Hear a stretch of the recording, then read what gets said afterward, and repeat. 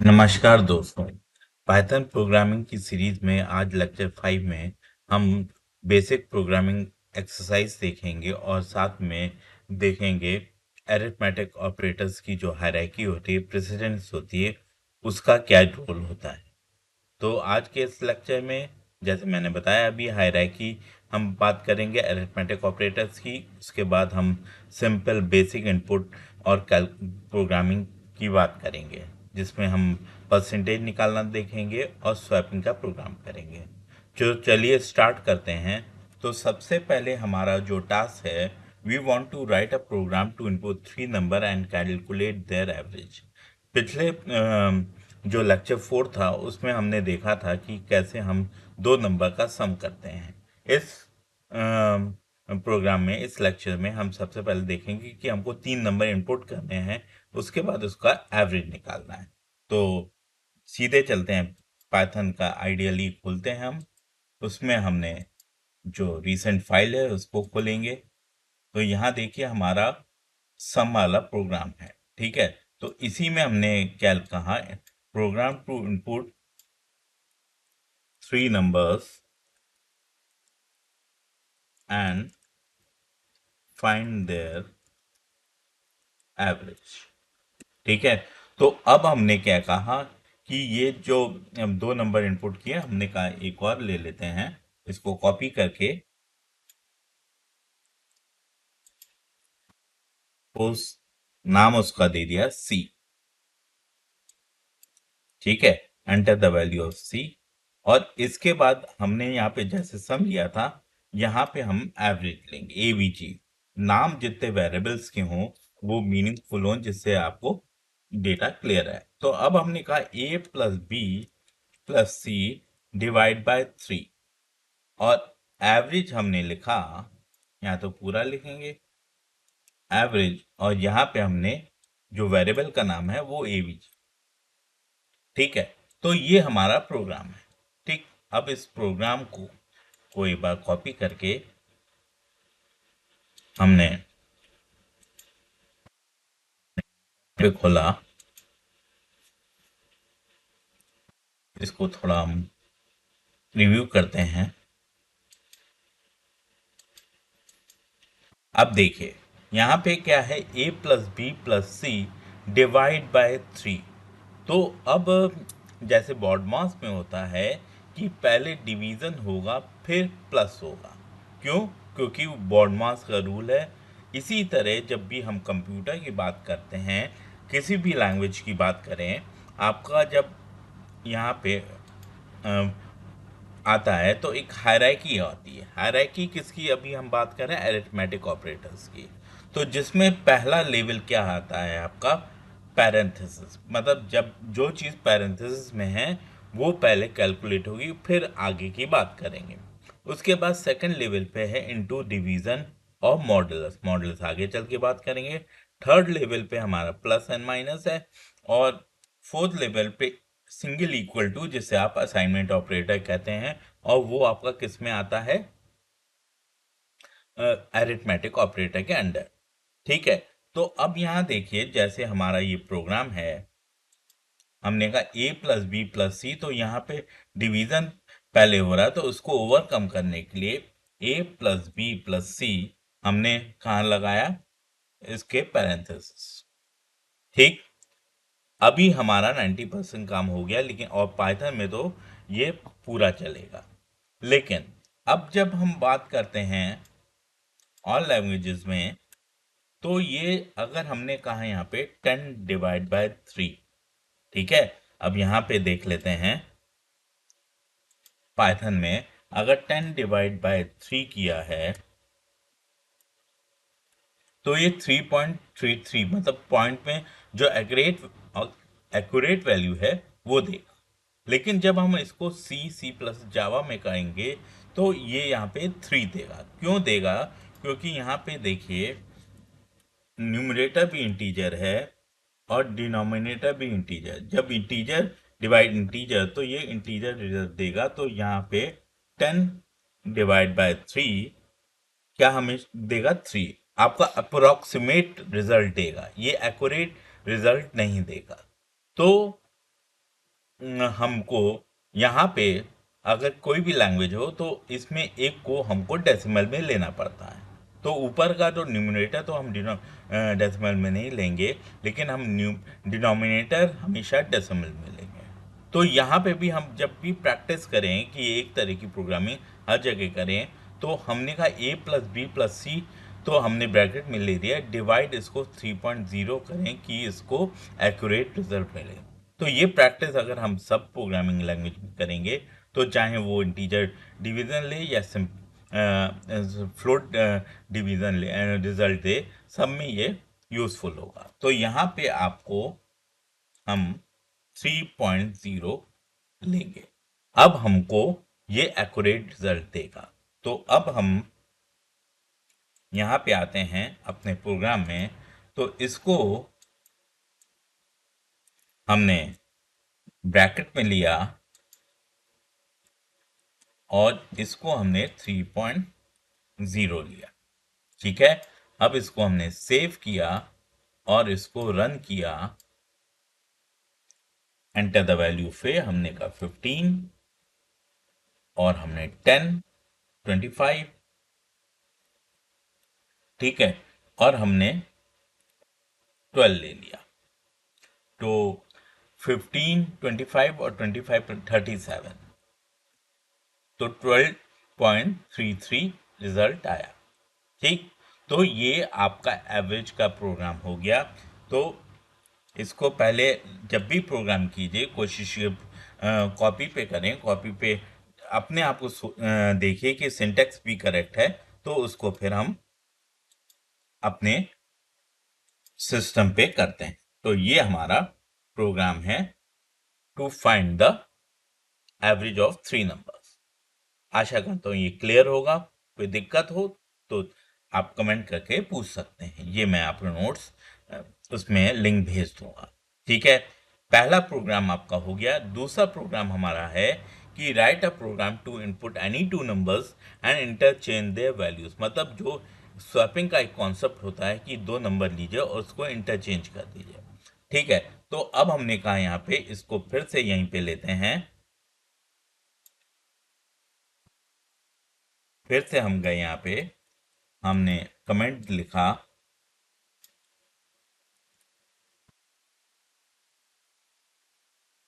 P capital ले लीजिए। ठीक है, अब हमने कहा हमको दो ही नंबर चाहिए। ठीक है, तो अब हम समझिएगा, यहाँ पे हमने लिखा print the value of A is and value of B is. ठीक है,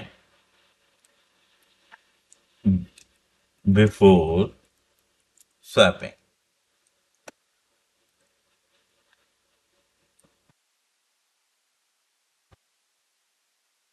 बी इज, यहाँ पे हमने बी लिखा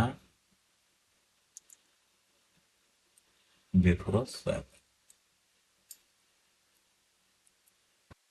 ठीक है, और उसके बाद फिर से हमने लिखा, जी अभी नहीं, आफ्टर स्वैपिंग। ठीक है, अब हमने कहा यहाँ पे अगर a इक्वल टू बी लिखेंगे और b इक्वल टू ए, इसमें तो सही नहीं आएगा। इसको देखिए, हम यहाँ पे देख लेते हैं। अब हम ड्राई रन करेंगे a और b। a में 10 है सपोज कीजिए, b में 20। ठीक है, तो हमने कहा a इक्वल टू बी, तो a में 20 आ गया। फिर हमने कहा b इक्वल टू ए, तो इसमें भी 20 आ गया। तो ये तो सही नहीं रिजल्ट है। तो इसमें क्या करेंगे, पहले a की वैल्यू कहीं हम स्टोर करेंगे। मतलब कहने का है, यहाँ पे हमको थर्ड वेरिएबल लेना पड़ेगा। आगे चल के इसमें हम ये भी देखेंगे विदाउट थर्ड वेरिएबल कैसे होता है। तो अब हमने कहा यहाँ t, अब हमने कहा t में a की वैल्यू कर दीजिए, तो 10 और a इक्वल टू बी, हमने कहा a इक्वल टू बी हो गया। ठीक है, और b इक्वल टू टी। ठीक है, तो यहाँ पे देखिए जो हमारी इक्वेशन बनेगी, ये हमने कहा यहाँ पे t equal to a equal to b और b इक्वल टू t। ठीक, तो हमने यहाँ पे उसको इसमें भी देख लिया कि a की वैल्यू पहले t में गई, t और a की वैल्यू b में आई और b ने t की वैल्यू ली जो उसमें a की वैल्यू स्टोर। ठीक है, तो अब हम इसको सेव करके रन करते हैं। इसने कहा एंटर, हमने कहा 10 और 20, कोई भी नंबर ले लेंगे। तो हमने कहा value of A is 10 and value of B is 20 before, मतलब जो इनपुट किया था वो वैल्यू थी और जब हमने स्वैप किया तो ए की वैल्यू 20 हो गई, बी की वैल्यू 10 हो गई। इसी तरह ये वाला प्रोग्राम भी हमारा क्लियर हो।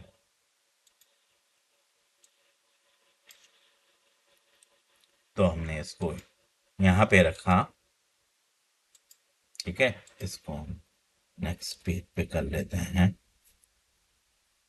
और यहाँ पे ठीक है, तो ये हमारा दूसरा प्रोग्राम हो गया।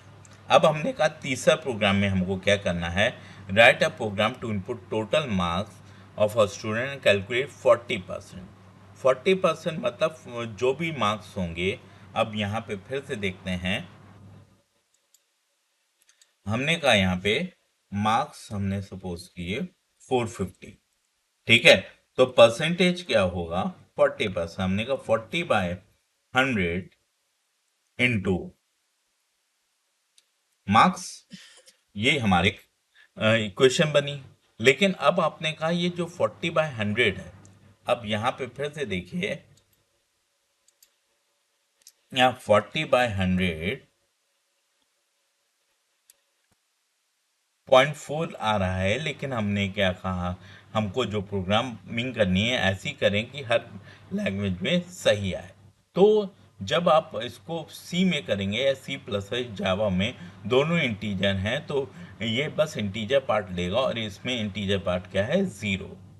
तो जब भी परसेंटेज निकालना है, जैसे 40 है तो इंस्टेड ऑफ राइटिंग 40/100 हम 0.40 लिखेंगे।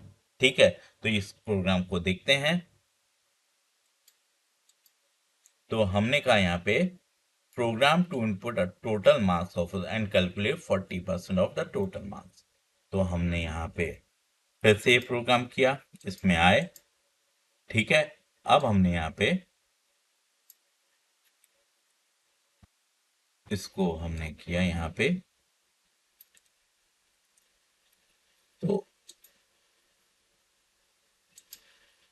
Programme to input total marks of a student and calculate. तो अब हमने कहा यहाँ m ले लेते हैं मार्क्स के लिए, या TM फॉर टोटल मार्क्स, और हमने कहा enter the total marks of the student.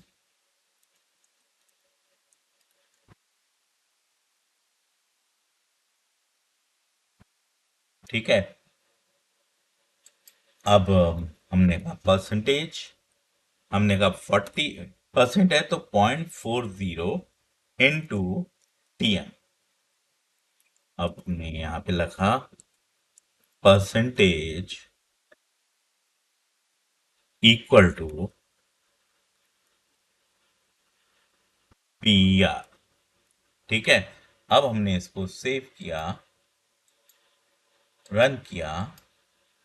अब हमने कहा यहाँ पे 400 160 आया। ऑब्वियस सी बात है, इसको 0.40 से करेंगे तो 160 आएगा। क्लियर, तो ये प्रोग्राम भी आपका हो गया। ठीक है, तो ये प्रोग्राम्स मैं यहाँ पे पेस्ट कर रहा हूँ जिससे कि आपको कोई दिक्कत ना हो। ठीक है,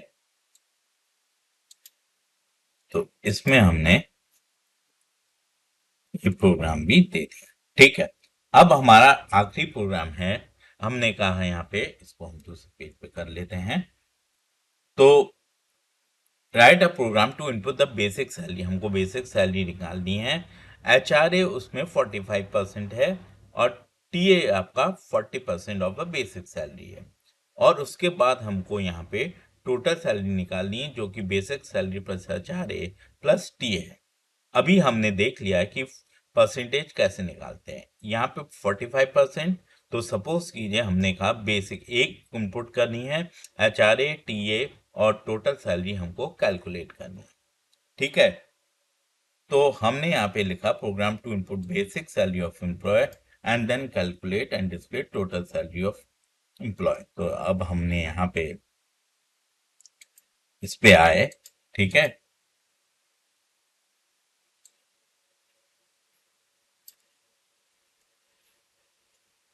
एंड अब हमने यहाँ पे क्या दिया,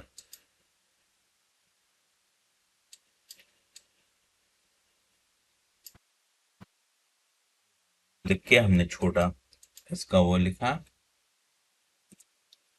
टी छोटा है।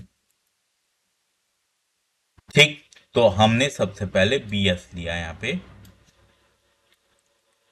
इसको फ्लोट भी ले सकते हैं, लेकिन अभी हम enter the basic salary of an employ.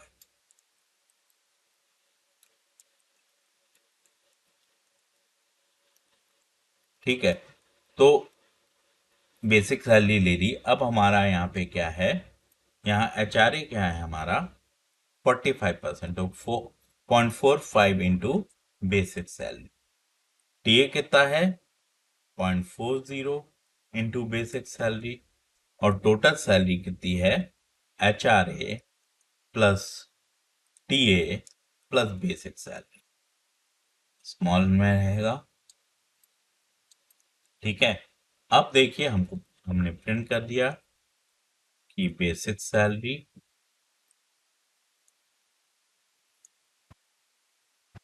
BS है, प्रिंट कर दिया HRA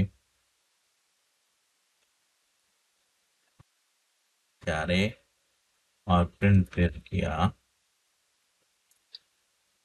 TA stand for travelling allowance TA। ठीक है, और टोटल सैलरी फिर निकाली। हम एक साथ एक लाइन में भी लिख सकते हैं इसको, टोटल सैलरी इक्वल टू, थोड़ा स्पेस देंगे जिससे लिखने में सही लगे, और टोटल। ठीक, तो अब इसको सेव करते हैं और रन करते हैं।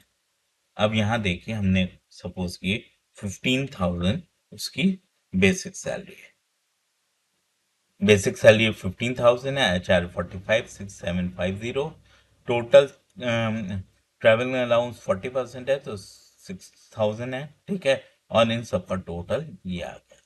तो इस तरह से हमने देखा ये हमारा बेसिक सैलरी निकल आई। ठीक है, तो इसको भी हम सेव करते हैं।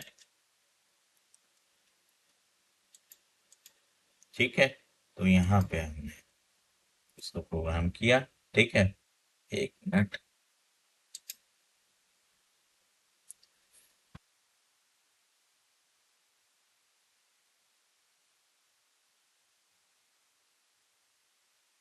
ठीक है, तो ये प्रोग्राम हमारा यहाँ पे। तो आज हमने बेसिक प्रोग्रामिंग और हायरार्की देखी, प्रेसिडेंस ऑफ ऑपरेटर्स देखे कि जब भी आप कैलकुलेशन सिंपल करोगे तो हायरार्की को ध्यान में रख के कीजिए कि जिससे कि आपका कैलकुलेशन सही आए। तो आज हमने सिंपल प्रोग्रामिंग की है। इसमें आपको कोई डाउट हो, कोई और प्रोग्रामिंग आपको देखनी हो तो आप क्वेश्चन कर सकते हैं कमेंट में, मैं इसका सोल्यूशन ज़रूर दूंगा। और नेक्स्ट टर्न पे हम आपका इफ स्टेटमेंट और रिलेशनल ऑपरेटर्स की बात करेंगे। तो आप इस लेक्चर को देखिए, कोई भी आपको कमी लगे तो मुझे ज़रूर कमेंट करें, मुझे अच्छा लगेगा। Thank you for the day.